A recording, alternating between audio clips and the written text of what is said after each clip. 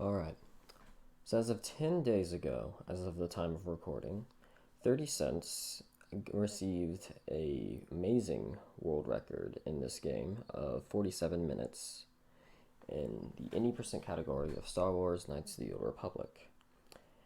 The category has changed significantly over the past years, and 30 is a relative newcomer in the grand scheme of the history of this game, but a welcome one to be sure. Nevertheless, we're gonna pour over his submission video for a while and just look at some of the things he's doing and just talk about them and also talk about the run in general. So yeah, let's take a look at that. So of course, we start out with character creation and he goes for Scoundrel like normal. So there is some debate on, I'm gonna back it up just a tad. It's hard to back up in reasonable intervals because he goes through this so quickly.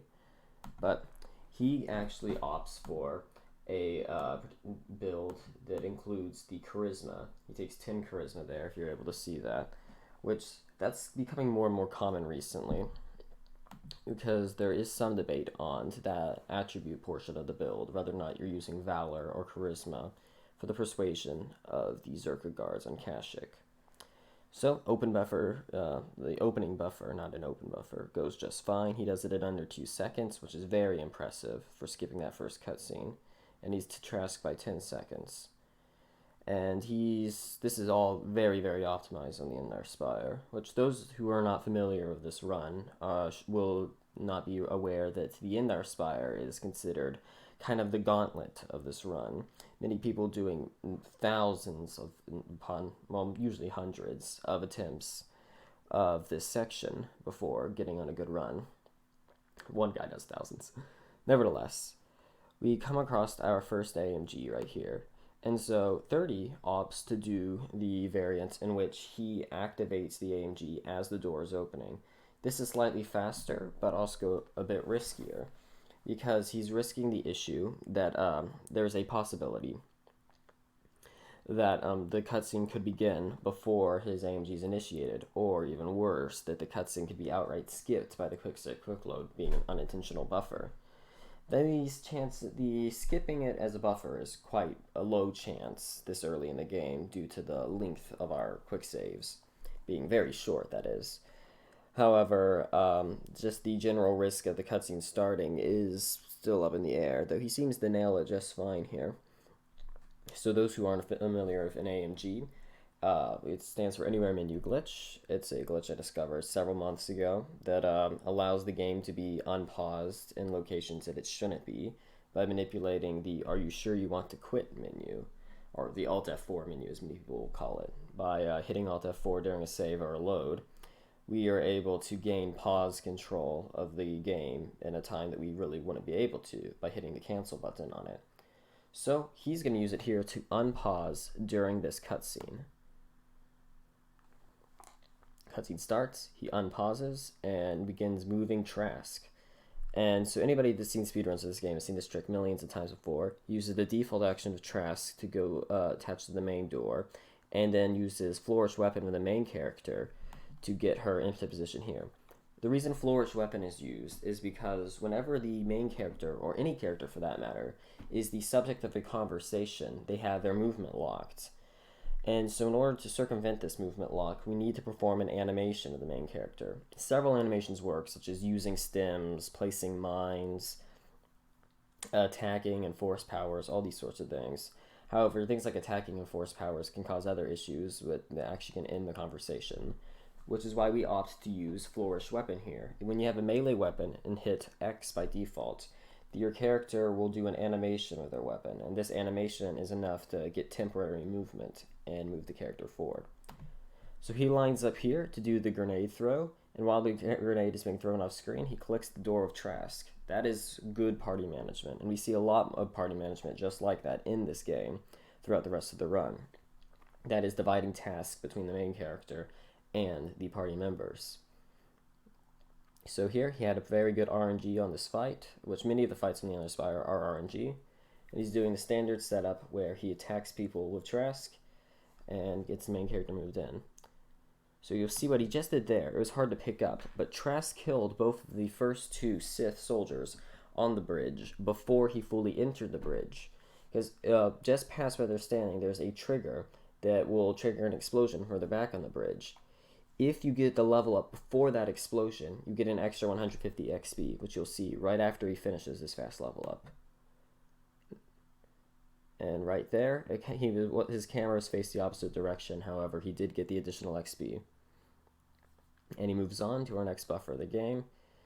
He moves forward slightly during the buffer, which isn't necessary, and actually probably takes more quick saves than needed, but honestly, at this rate in the game, that's milliseconds of difference. Something else that's easy to miss there is during the fade-in of that cutscene that we just walked past, he was actually moving, got about a single step in, which will shave more milliseconds off the grand time of the run. And so he moves around the corner here. Simple stuff. This is all just taking good lines and doing general movement. You know, looting, camera pans, everything's standard. Quick conversation. There's not much to say, but just executing everything quickly and efficiently. He loots the Sith commander like normal, and we move into the Inner Spire, and that concludes the first section. And you see his time here is 2 minutes 21 seconds, which is outstanding. The world record for the fastest Inner Spire is about 2 minutes 16, if I recall correctly, though it could go lower. And it is probably considered the hardest section of the entire run, and he performed it beautifully here. So this is one of the few moments of downtime we have in the entire run, and by downtime I mean like mere seconds that you can relax. This run is very back-to-back, and there's very few breaks. So we just get to watch some animations here, the character moving around, and then it's right into MASH and cutscene. So you see, he wipes off his keyboard, he gets ready to go, and then he already starts mashing before the cutscene begins. And if you look at his hands on there, you'll see he mashes with 2 fingers on his mouse, in addition to hitting 1 on the keyboard. This is slightly non-traditional. A lot of people will be opting for the numpad enter and the single click for a lot of their mashing purposes, though this seems to be working for him. Another thing to notice is that generally, when people get out of bed, they first pan to the right and loot the footlocker for computer spikes and med packs. He is opting not to do this, which is putting him on a tighter credit route, but is saving a net about 2.5 seconds of opening the container and just walking that direction. So he's really going for the optimal strats here. Things to keep in mind: since he did not get the additional med packs, he will have a harder time with survivability early on in the game because he will not have as much to heal with. This usually just leads to more resets, because whether or not you need to use the med pack is purely RNG. And if you're going for, enough attempts to get that good RNG, then honestly it doesn't matter. The computer spikes have basically entirely been removed from this run. So he has no need to get them. He'll just be shorter on credits, which means less stims in the future. So he gets out the door, and nice and quickly, does a quick buffer. He only uses 1 quick save there, which is sufficient, evidently. I'm actually slightly surprised by that. Quick little menu there. He gets his dual wielding setup equipped. The dual wielding setup, while it used to be more of a niche thing, has become the standard for KotOR speedruns. There he purchased 2 concussion grenades, 2 frag grenades, as well as the battle stem, and he sold many other items. And this is going to be a perfect setup for him in the future. 30, what he's doing here is he jokes around about, quote, RNG manipulation, where he talks to these NPC characters. It neither gains nor saves time, but it's just a funny thing listening to some of the dialogue. This portion here is considered new Terrace. We changed up the routing a bit here, so you'll see a little bit of a fumble, just of him not yet being entirely used to it. That is expected, but he loses hardly any time and recovers just fine. Here we set up an AMG and gip warp the main character over, and then immediately move into the drunk conversation. So just to explain a bit of what just happened there, he moved the main character to a great enough distance to where if Karf were to go through that door, he would get the notification that he has to gather his party members in order to continue on. This gather your party sequence also has a small script involved that teleports the focus on the conversation to a waypoint away from the door. So that way you don't get stuck inside the load zone. It just keeps things clean. It's intended just to bump you back slightly, but it is a full-blown teleport.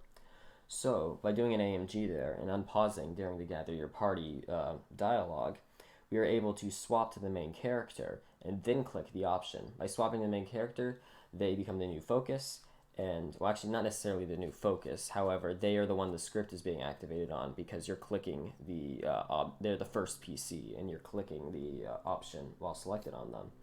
And doing this teleports them to the nearest waypoint and gets them all the way to the door. And this was after purchasing the necessary stims we're going to need to use on Terrace there. So in order to get experience, he's going to deal with these bullies and the merchant, and also give some credits to the merchant for an early dose of light side points, which all happens very quickly. In the meantime, he also equips the alacrity to Karth, so that way Karth can be running at a faster rate, and he's going to be using Karth for movement in this next session here. Also, another very subtle thing, whenever he went through the load zone, he immediately quick saved and then not quick loaded, but actually hard loaded. Because oddly, it's faster to hard load than it is to quick load when your menu skills are good enough. Doing this save and load is going to reset the NPC AI in this module and basically guarantee that the main character will follow Karth in this next section, which is what we'll see right now. Karth gets moving. And he's taking a very efficient line, skirting right by the fountain feature. And if you'll know that the main character has followed when he's able to immediately go through this door with no delay. Just like that. Now, in here, a lot of things are going to happen fast. He's going to immediately activate solo mode and begin doing more efficient party movement, having the main character and the party member go in opposite directions, starting now. The solo mode dialogue went by so fast, he just did it immediately. As soon as the main character gets through the security, he's going to be killing Largo for the experience, and Karth is going to be making his way over to the other apartment with the Sith soldiers.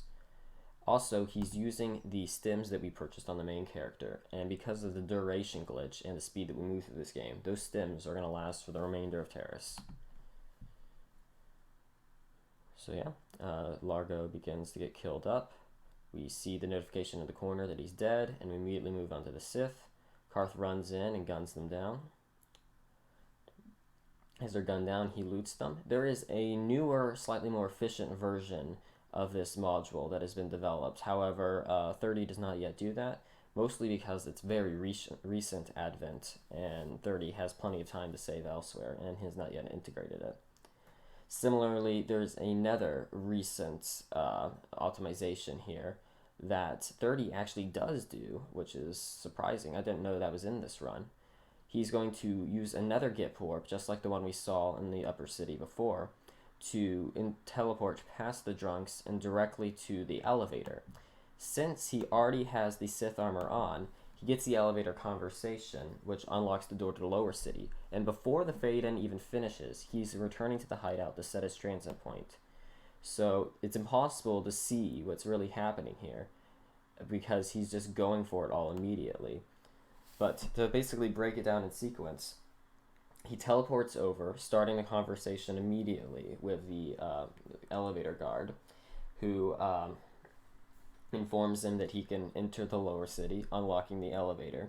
Then, before the fade-in of that conversation even begins, he opens his map and returns to the hideout, so that way the transit point is set outside of the lower city elevator, so that we can teleport there in the future.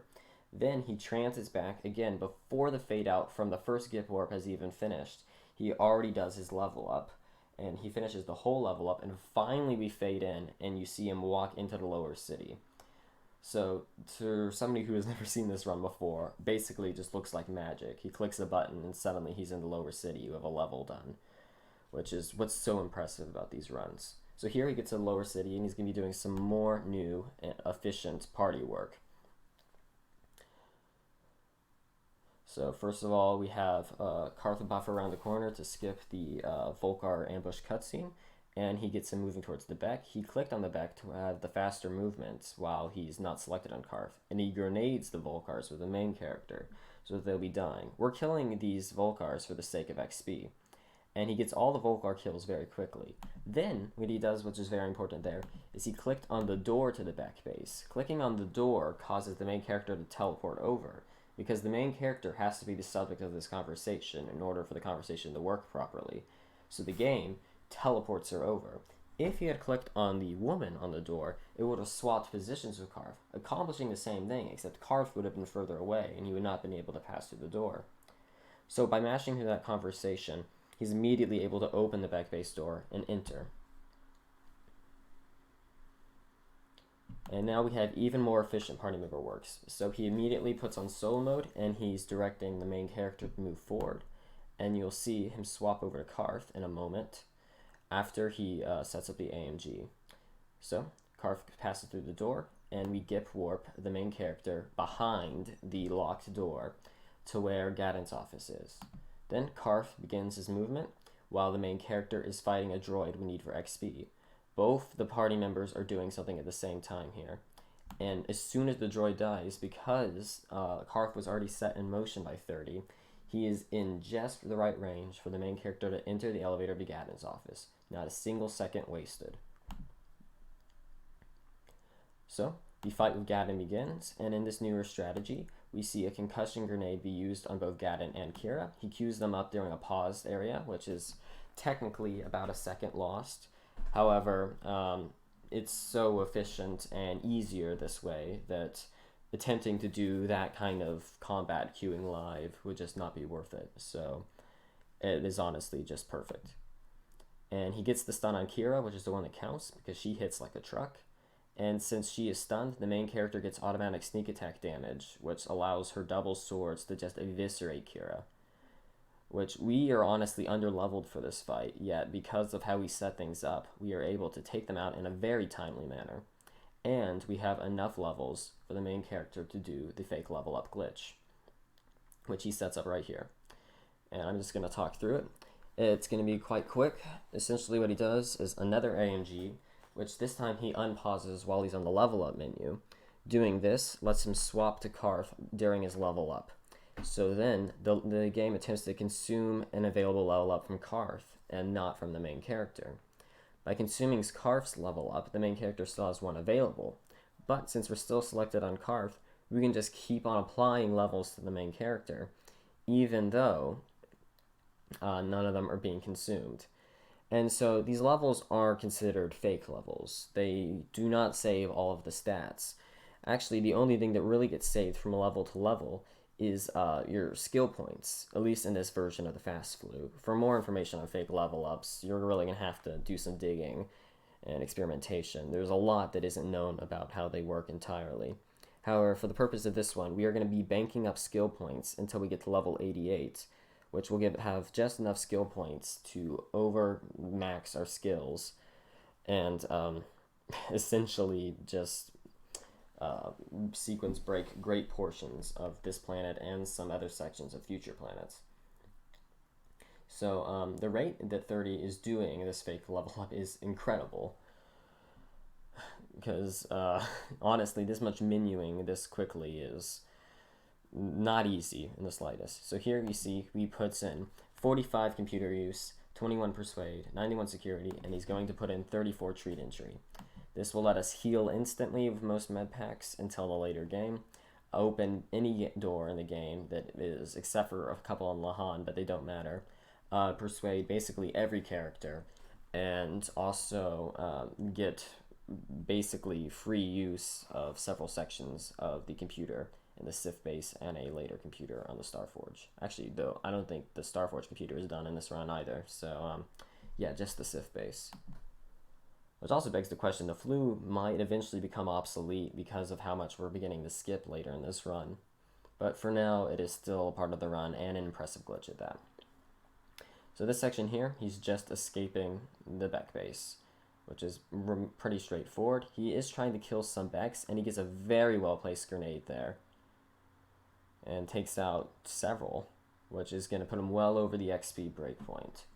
So when you hear people talk about the XP breakpoint, in this game, when you become a Jedi upon arrival on Dantooine, you gain an automatic level up from wherever you're at. So if you're just past the end of your level up, it will give you the full stack of experience to push you to the next level, which is why we want enough XP to be at level 5 by the end of Terrace. So you'll see him kill some additional Volcars here for precisely that reason. And yeah, pushing past the XP breakpoint is very, very important because it sets up all of our level ups from the remainder of the game. And so yeah, he's going to take out these last 2 Volcars here. And you'll see that as the last one dies, he's actually very close. I don't know, because he definitely makes the breakpoint in this run because it's the world record run that we're watching here. But usually the cue people look for is to see if Karth has received a level up, which Karth did not, which means that 30 is very, very close, like right on the edge here. But so, you know, it wouldn't be a world record run if it wasn't just barely meeting the satisfactions. So here we're beginning the swoop race section. That cutscene was one of the other very few times you can rest in this run. And so he immediately buffers in and sets up the AMG for the swoop trick. So, in game, if you're very bad at swoop racing and somehow manage to lose the first race, which is like you have to be faster than 35 seconds, if you manage to lose that 3 times, the game just pities you and lets you have the full mission complete if you happen to win your 4th, 5th, or 6th race. So we're using AMG to unpause during the conversation and quick save and quick load to make the game think we've just lost 3 races. So we come in here and just do a singular race, and if we win this race, which I guarantee you we will because it is very simplistic to do so, it will consider us finished with the mission and progress to the end portion of the swoop sequence. So yeah, 30 just goes through. He's also doing what's called the shift trick here, where you do not put yourself in the last gear on your swoop bike, which actually causes you to go faster for whatever reason. It's not entirely clear. So here in the middle of this cutscene, he begins a buffer. This buffer is going to skip Brejik and allow him to immediately speak the Bastila and finish this section. And that concludes his first split. And as you can see, actually he splits appears after the conversation goes through. But even still, completing Bastila at just over 11 minutes is unheard of. For the longest time, that was like a 16-minute split, and so we've saved so much time in these recent years. So he buffers through the conversations with Karth and Bastila, and then immediately, since we've been transported back to our hideout here, he is able to use the transit back feature, even though he never actually did a return to hideout. And so, since the last location we transited from, which was way earlier after the second Gip Warp, is outside of the lower city. And so this lets us teleport back. And immediately, of course, he doesn't hesitate for a moment. He begins doing a level up on Bastila so that she can have force speed. And since force speed essentially doubles your movement speed, she will be our main person for movement in the remainder of Terrace. He also equips her with her lightsaber and Brejik's gloves, and he upped her dexterity. This is going to make her have an extra chance to hit, and it's just going to make her in general great. He did a bunch of quick saves before beginning movement there, so that way they increase the chances of the party members following. Also, he's leveling up Karth to have improved Power Blast. There was the Karth level up, but I'm still not sure about the breakpoint. I suppose he had to have get it because we're watching this run now. So another thing that's hard to notice there is that when he went through that door, during the fade-in, he was walking before the conversation began, which is why you saw his main character start just actually ahead of where normally they would. So before the receptionist even has a chance to get out, he gets to the computer and he enters in a conversation sequence that is going to open up the elevator door so we can go through. And then he begins moving with Bastila like before because of her force speed. Here we're going to do an optional quest object here.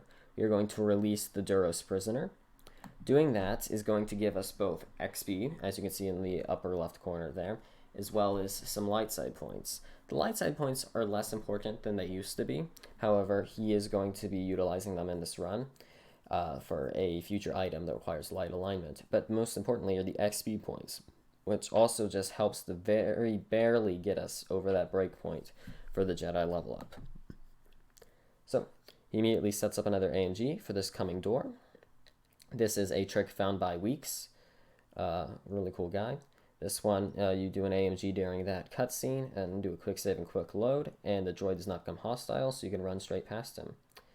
He gets here, and he mashes through the Sith Governor's conversation, and he queues up grenades on him. We throw and actually I believe 30 does more concussions, but most people do a concussion grenade, a sonic grenade, and a poison grenade. The sonic grenade lowers his saves and just decreases his stats, which makes him easier to hit and deal with, and makes him hurt less. The concussion grenade has a chance to stun him, which again gives us the overpowered sneak attack damage from the main character, and also just makes him a lot more bearable. And the poison grenade, of course, gives him damage over time, so at least we're damaging him, so that way we are making some progress and we aren't just hitting a brick wall. The Governor is honestly one of the harder bosses in this game, and he's going to be the last person we fight before Starforge. Here, 30 only gets the sonic grenade to work, which is unfortunate, but even still, the lower stats can help him plenty, and it looks like that Governor goes down quickly because of what appears to be a critical hit from Bastila. So, we have good Governor luck. He's finished there, and he's going to move through and do some quick saves to make the characters follow him. And the main character appears to be giving him trouble, so he does more quick saves in desperation. And yeah, so this is probably one of the more struggled areas of his run. Of course, since loads are removed in this game, this is only hurting him in real-time attack and less in in-game time. However, it will all be worth it in the end, because every precious second is, well, precious.